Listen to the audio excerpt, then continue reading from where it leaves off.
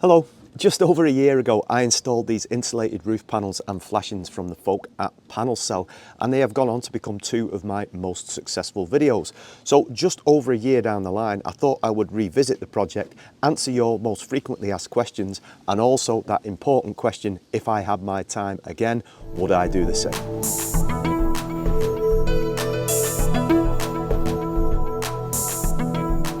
Well, hello again and welcome back to my channel. Yes, the insulated roof panel system, just over a year installed, and certainly has gathered a lot of interest on the channel. I think the main reason for it is there's very little out there in terms of a DIY perspective, sort of for a workshop or a garage, because these are really used for industrial units like warehouses and stuff. However, a lot of momentum has gathered towards these because of the rising cost in timber, and also the ease in which these are able to be installed. And I think I managed to prove that over my 2 episodes of installing the panels and the flashings that came with it. Now, I have gathered a lot of frequently asked questions from the comment sections, emails and social media stuff, and this video is intended like 1 year on to hopefully answer some of them and give you a little bit of a conclusion at the end. So let's cut straight to it. How easy are they to install? Well, if you did watch my video, I make no apologies at the beginning of that video for being quite technical, even for me,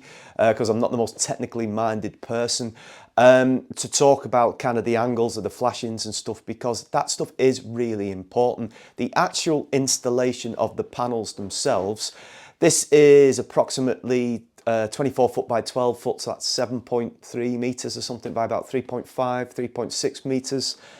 And I am confident that if you had a basic knowledge of DIY and someone to help you, you could fully install these in a day to get the panels on, and maybe half a day to a day to get the flashings on. That's how simple they are to install. And in terms of equipment, what would you need? Well, you definitely need an impact driver, and if you're having to cut one of the panels lengthways so it fits correctly to your workshop or your garage, you're probably going to need a track saw or a circular saw. And that's about it. You don't need any fancy tools. It's nice if you've got kind of like a laser level or a square or something to come in handy, but very minimal tools and minimal time to get these installed. If you were looking at doing your own timber roof and you're working on your own, or you've called in a few favors, then ask yourself realistically, how long would that take, including insulation? And be mindful of that when factoring in your price points. So yeah, very simple to install. Even though I could do it, my brother and Pam's dad, they came down for the day, and we managed to get, I think, 7 of the 8 panels done, only because I needed to get the last one cut along the right length. So yeah, very simple to do. Oh, this one, if I've been asked it once, I've been asked it 100 times. How does the water run off? I even done a follow-up video on installing guttering here, and I still get asked this question all the time. So I think the easiest way to do it, and excuse the terrible left-handed drawing, my left-handed drawing's getting better, but it's still not great. I think a diagram's probably the easiest way to show you how the water runs off into the gutter. So let's get my pad out and bring you down to the table here. Okay, let's try and explain this water runoff once and for all. So my back wall, the top of it is slightly angled. Actually, it's at 6 degrees pitch. So there's my back wall. Okay, now with the roof panel system, there comes a metal plate that fits onto the top of the back wall, slight angle like that. Then the roof panel goes on, like so. And then finally, a flashing goes over the top of that, which comes down on an angle. So the water runs off through this gap here, down between those, and into a bit of guttering that I installed there, which runs off. Now, I hope that makes some kind of sense. Now, a follow-up question I frequently get asked about the water runoff is, if it's going through that gap between the plate and the flashing, does it run over the actual end of the insulated panel itself? And the answer is yes, it probably does. Even though it's on an angle, it will run off. Some water residue will go onto the actual foam part. Will that cause a problem? Well, I have half a panel left outside, which has been out for well over a year on the floor. So it's taken in a ridiculous amount of elements, and we've had some horrific weather here over the last 12 months. And as you can see here, it's kind of discoloured it a little bit, but it hasn't compromised the insulation, the PIR stuff or whatever it is in the middle. If I was retrospective, if I was doing this again, I would probably get like some watered down PVA and then maybe go over that just to give it a little bit of a belt and braces. But yeah, there doesn't appear to be an issue. But remember also, these panels are stored outside. So when you're getting them from Panel Cell or Kingspan or whatever, they're not stored inside a warehouse, they're actually stored outside, not wrapped in polythene either. So I don't think they've got a bit of a problem with it. It doesn't appear to be a problem for me. But again, if I was installing it a second time, yeah, I probably would get some watered down PVA and just kind of go over it with that, just give it a bit of extra protection. So I hope that makes sense. Next question, do the roof panels need supporting underneath, and how wide is your unsupported span? Now, this was a technical question when I spoke with the folk at Panel Cell, and just to show you here, the width of my unsupported span inside is just under 3.5 meters. And I explained that to them, and I said, well, I need to put some support struts or some support beams underneath. And they done the calculations and came back and said, with that unsupported span, the roof itself on the top, it would take a force of 100 kilograms per square meter. And I've been up on the roof and it's rock solid. I can walk along there and there's no dip. Over 12 months in, we've had some horrific weather conditions here, you know, and I've had no issue. There's no sagging, no need for me to put any additional roof struts or supports in. Obviously, do your homework yourselves when you're speaking with the suppliers, but just to give you my experience of it, so we're talking 3.5 meters unsupported span and no issues at all. So I hope that one answers that for you. Is the rain noise loud? No, it's no louder than, say, being in a caravan or something like that. Personally, I find it quite therapeutic, particularly in the workshop. If you had this as a garden room or an office space or something, I don't foresee there being a problem. I do have a shorts video on my channel if you want to check that out and have a look, see what you think yourselves. I compared it to the EPDM roof I've got in my shed, and it's not an issue for me. Some people might have a problem with it, but I actually quite like it, to be honest. So can you fix onto the underside of the panels? Now, as you can see here, Joe, the amazing electrician who sorted all this out for me, we've fixed the pipework and these LED panels onto the underside. The only thing I had to go out and get for Joe was some self-tapping screws to fit these in. My understanding is, yeah, you can fit plasterboard and something underneath these. I'm pretty sure I've seen Liam from Oakwood Garden Rooms do that. If you are constrained by the 2.5 meter height restrictions, I'm not here because I'm more than 2 meters away from our neighbour's boundary, so I can go up to 3 meters. You are impacting on your roof height. Personally, I like the finished look under here. I think it looks really smart. Whether you had this as an office space or you had it as a nice garden room or a games room or something like that, personally, I think it looks really nice, and I'd just leave it like that. That's only my humble opinion.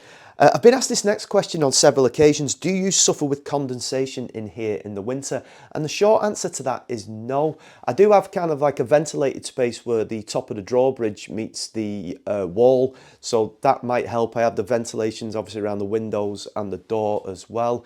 It's OSB walls, but no, I've not had an issue with condensation. It is very well insulated in here, and I think that is partly due to the roof panels. It's 80 mil, the ones I've got, and with the actual trapezoid shape, I think it goes up to just under 110 mil. And I use like an oil-filled heater, which takes about 10-15 minutes to warm up in here, and then the heat retention is very good. I've got 50 mil PIR insulation in the floors, and the walls only have 25 mil PIR insulation, so it's much better insulated than our house. I've said that on a few occasions, and it does hold the heat really well. Perfect for workshop temperature, but you know, if you put it warmer in here, it does retain the heat very well. The pitch of the roof, the pitch of my roof here is 6 degrees. I think you could, well, you could get away with less than that. Probably 4 degrees would be fine. We have had some very, shall I describe, intense weather situations. Since these have gone up, we had 2 or 3 90-mile-an-hour storms here in the northwest of England, and in for Formby in particular, it ripped up a load of hundreds of year old trees. And I'm not going to lie, I was a little bit concerned, you know, but everything held together perfectly well. Yeah, the pitch of the roof, 6 degrees, but you could probably get away with a little bit less than that. The overhang on the when you put the panels in. Now I'm going to tell you this is something I've done. This is maybe something that you shouldn't do, but I'm going to tell you my experiences of it. Now when you put the panels on, there is an overhang which clips onto each panel, and it's got like a bit of a foam and adhesive on it, so it just kind of hooks on and secures itself when you push the actual fixings down. Now you should use some of the little fixings that come with it along the overhang to secure that in place. I haven't done that. There is still that part of me that has this as a modular workshop, so in theory this could all be taken down and reassembled somewhere else. Also, the reason being that I actually lost my bottle up there. I've gone up to take a little bit of the plastic sheeting off, and I'm terrible with heights, and I froze up there, to be honest, and I had to come and get Pam to come and talk me down. So I'm quite loath to get back up there, really, being totally honest with you. And I haven't put those fixings in, as you can see here. It's not caused a problem. That's not to say it might not cause a problem in the future, maybe some moisture getting underneath or something, but over a year, really bad winter last year for us, lots of rain, it rains all the time up here, and there's been no issue with any leaking or anything. So, you know, take that as I won't say that as advice, it's just something I've done. Would you do it again? That's, you know, if you had your time, you know, would you do it again? Definitely yes. Okay. Now, I did do a costings video about this against a traditional timber roof, and I'm acutely aware that the costings would have gone up both for the insulated roof panels, but also for the timber, OSB, EPDM roof, all that kind of thing. You've got to factor in, particularly if you are a DIY person, whether you're a keen enthusiast or a relative beginner, actually assembling a timber framed roof. You need, from what I've watched, read, you need to know what you're doing, whether that's a cold roof, a hot roof, or Liam from Oakwood, he does what he calls a hybrid roof. And if you make a mistake in that and moisture gets in, then you are looking at serious money to get it repaired. You don't have those kind of concerns with this system. You just need to make sure you've got it correctly aligned up. You need to make sure it's all hooked and fixed into place properly. You get your flashings installed onto it, and that's it. Nothing else to worry about. It takes care of the insulation for you. It takes care of the structural rigidity for you. You don't have to worry about it, and it is a pretty, what I'm going to say, inclusive and straightforward system for you to do. So would I do it again? Definitely would, yeah. If you're paying more for this than you would be for a timber framed roof, you've also got to factor in your time. I've said this earlier, a day to get the panels, maybe less than that, a day to do the flashings. So that's 2 days of your time and calling in a favour from a friend, against probably a couple of weeks. So taking 2 weeks holiday leave to do your timber framed roof, or getting somebody in to do it, you're talking some serious money. So are they actually a saving in real world terms? Yes, they probably are. I certainly looked at it that way, and if I had my time again with just the walls up, I certainly would go for these again. It started raining now, I don't know if you can hear that. It's actually quite pleasant. Anyway, yeah, so I think I've covered more or less everything from my experiences over the last 12 months. So please get in contact either via the social media or via the comments below if you've got any further questions that you'd like me to answer. I am at pains to point this out multiple times, folks. I am not a specialist. I am not an expert. I am a keen, enthusiastic DIY maker type person. So I can only talk from my experiences, and that might be a better thing. It might be slightly less intimidating than talking when a builder starts talking to you using all complicated terminology that I don't know what means, and you probably don't either. So I can talk to you in layman speak, shall we say. So there's the rain, just in time. Oh, as ever, folks, take care, look after yourselves, and I'll see you soon. Thanks for watching.